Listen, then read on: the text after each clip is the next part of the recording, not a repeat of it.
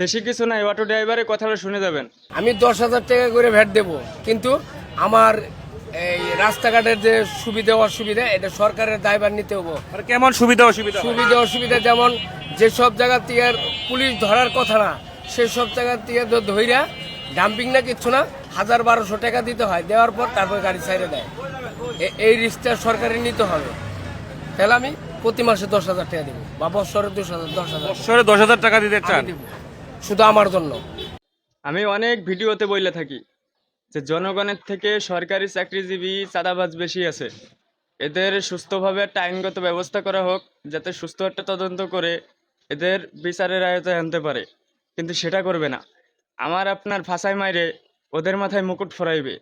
এটাই বাংলাদেশের আইন। কথাটা শুনতে খারাপ লাগলেও এটাই বাস্তবতা। এখন অনেক ভাই আমাকে কমেন্টে বলে যে ভাই, ইনবক্সে বলে যে আপনি তো ড্রাইভার, আপনি তো ড্রাইভারের পক্ষ নেবেন।